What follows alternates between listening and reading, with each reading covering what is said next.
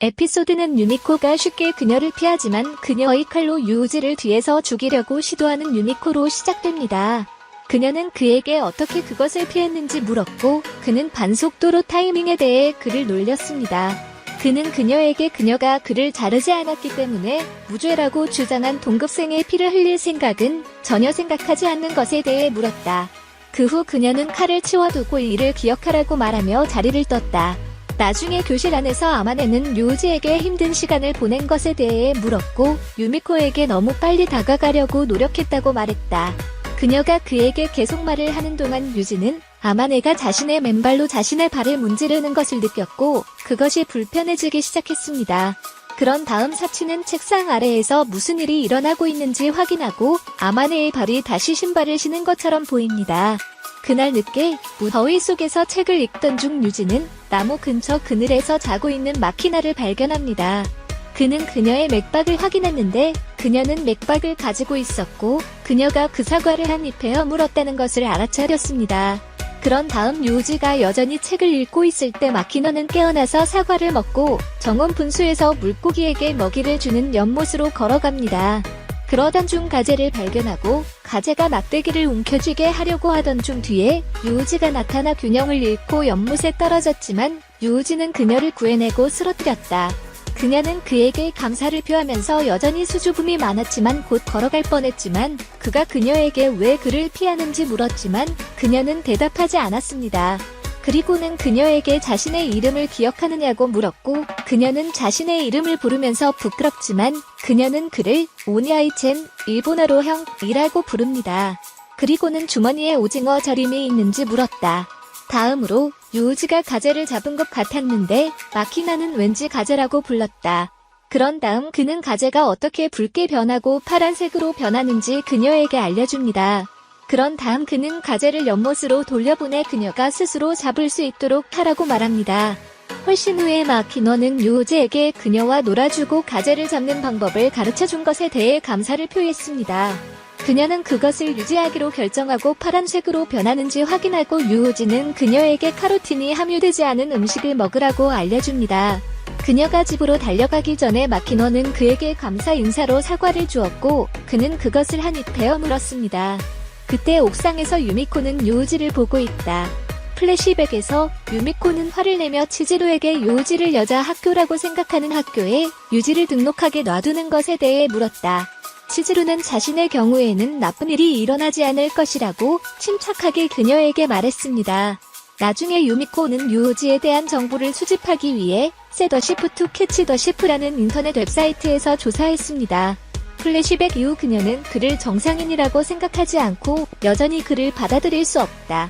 유지는 옥상에 누가 있는지 알아차렸지만 옥상에는 아무것도 없었다. 그가 정상적인 사람이라고 생각하고 그녀는 여전히 그를 받아들일 수 없습니다. 유지는 옥상에 누가 있는지 알아차렸지만 그곳에는 아무것도 없었다. 그가 정상적인 사람이라고 생각하고 그녀는 여전히 그를 받아들일 수 없습니다. 유지는 옥상에 누가 있는지 알아차렸지만 옥상에는 아무것도 없었다. 다음날 유미코는 다시 유우지를 죽이려 하고 유미코는 다시 유미를 쉽게 피한다. 그녀는 다시 시도했지만 그는 다시 피했다. 어마네이, 마키너, 미치로 및 사치가 스파링을 목격하는 동안 유미코는 비틀거리다가 바닥에 쓰러져 팬티를 보여주고 곧 덮일 때까지 그를 계속 그리워합니다. 미치루는 웃으려 했지만 유미코가 웃는 모습을 위협적으로 바라보자 미치루는 겁에 질려 있고 유지는 사치에게 책을 보여주고 아마네는 마키나에게 무슨 일이 일어났는지 모두 알지 못하면서 개를 보여줍니다. 미치루와 달리 유미코는 자리에서 일어나 칼을 치워두고 미치루에게 위협적인 표정을 한 후 자리를 떠납니다. 마키너는 미치루에게 피비린내 나는 보상을 받을 것이라고 말했고 미치루는 그녀에게 그것을 끊으라고 말합니다. 나중에 치지루의 사무실에서 치지루는 유미코의 마키나가 갑자기 나타나자 마키나가 그를 위해 우롱차 상자와 자판기에서 사과 주스 상자를 샀을 때 그녀를 따랐습니다. 그런 다음 마키너는 유우지가 그녀에게 더운 날에 대한 멋진 이야기를 정확하게 들려주기를 바랍니다. 한 이야기 후 어마네이는 유우지와 마키너가 잘 지내는 것을 보고 그에게 유미코와 똑같이 할 수 있는지 물었습니다. 말은 쉽지만 어마네이는 그녀가 나쁜 사람이라고 생각하지 않습니다. 갑자기 그들은 학교 문 앞에서 손을 흔드는 금발의 여성을 보았습니다. 아마네는 유지에게 그 금발의 여자를 아는지 물었고 그는 그녀를 모른다고 주장한다. 그가 안으로 들어가려 할 때 여자는 그의 이름을 말하고 그에게 키스를 했다. 유지는 아마네가 그 여자를 만나기 위해 캠퍼스 밖으로 나갈 때 마키나를 안으로 데려가길 원한다. 그녀는 그에게 학생 생활을 즐기고 있는지 물었다.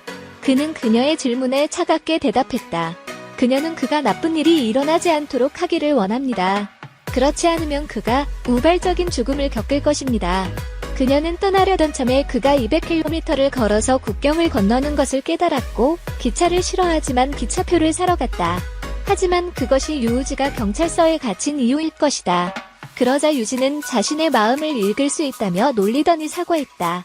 그녀가 그녀의 페라리 차를 가지고 떠날 때 유우지는 그 여자의 이름이 제이비라고도 알려진 줄리어 바데러라고 이야기합니다. 그녀는 그가 200km를 걸어서 국경을 넘었다는 것을 깨달았고 기차를 싫어하지만 기차표를 사러 갔다. 하지만 그것이 유우지가 경찰서에 갇힌 이유일 것이다. 그러자 유우지는 자신의 마음을 읽을 수 있다며 놀리더니 사과했다. 그녀가 그녀의 페라리 차를 가지고 떠날 때 유우지는 그 여자의 이름이 제이비라고도 알려진 줄리어 바데러라고 이야기합니다. 그녀는 그가 기차를 싫어하지만 기차표를 사러 가서 국경을 건너기 위해 200km를 걸어갔다는 것을 깨달았습니다. 하지만 그것이 유우지가 경찰서에 갇힌 이유일 것이다. 그러자 유우지는 자신의 마음을 읽을 수 있다며 놀리더니 사과했다. 그녀가 그녀의 페라리 차를 가지고 떠날 때 유우지는 그 여자의 이름이 제이비라고도 알려진 줄리어 바데러라고 이야기합니다. 유우지가 교실로 돌아갔을 때 아마네는 자신이 만난 금발의 여자에 대해 수상쩍게 물었고 물론 사치도 알고 싶어하고 마키나는 그것을 궁금해하고 미치루는 그를 비열한 표정으로 바라보고 유미코는 그냥 그를 볼 수 있습니다. 그녀는 자신의 아르바이트에서 그녀의 보증인이자 그녀의 상사라는 아마네의 질문에 유지가 대답한다. 그런 다음 그는 그녀에게 쓰레기를 치우고 청소하기 위해 많은 곳으로 기어다니며 더러운 일이라고 생각하지만 상사의 이른 명령을 내리는 것과 더 비슷하며 청소를 원하지 않는다고 말했습니다. 그녀의 손이 더럽다. 학교 종이 울렸을 때 아마네는 그의 앞에 앉아 그 여자가 그의 여자친구인 것에 대해 물었다. 그는 어리석은 질문이라고 말했다. 그런 다음 그녀는 그에게 그가 학원에 등록하기 전에 무엇을 하고 있었는지 물었고 그는 자신이 무인 승차자였으며 혈연이 아닌 나이 많은 여성이 돌보고 있었고 그 금발 여성의 친구였다고 설명합니다.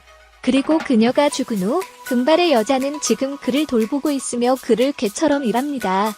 아마네는 그에게 여자친구가 없는 것에 대해 한 번 더 물었고 그는 없다고 말했다.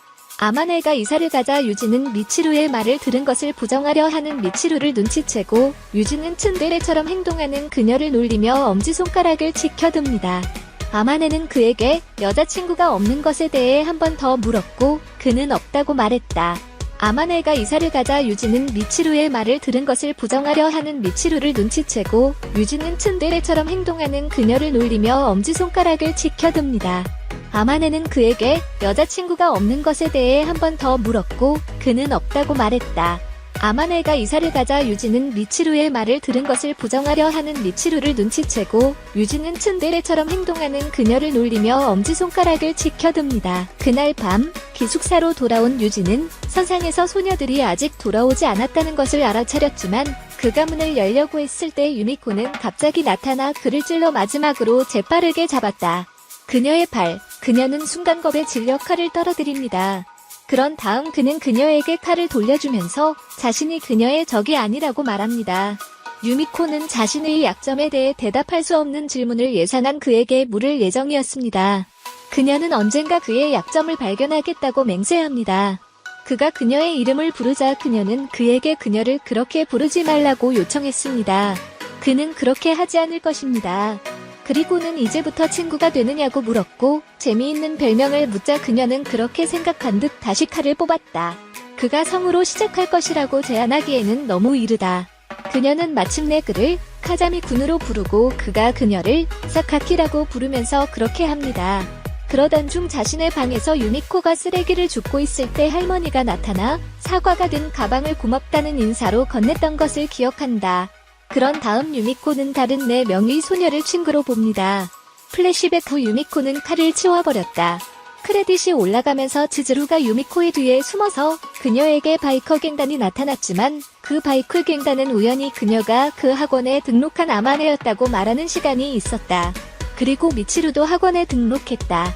그때 마키나도 트럭에서 나타나서 등록했다. 그리고 마침내 사치는 자전거를 타고 나타나 학원에 등록해 모두가 그녀 앞에 무릎을 꿇고 구두를 핥아달라고 한다. 이후 소녀들은 친구처럼 함께 점심을 먹고 함께 목욕을 하는 등 즐거운 시간을 보냈다. 얼마 지나지 않아 치즈루는 유미코에게 다른 학생이 전학을 온다는 연락을 받고 그렇게 해서 유우지가 그 학원에 입학하게 된다.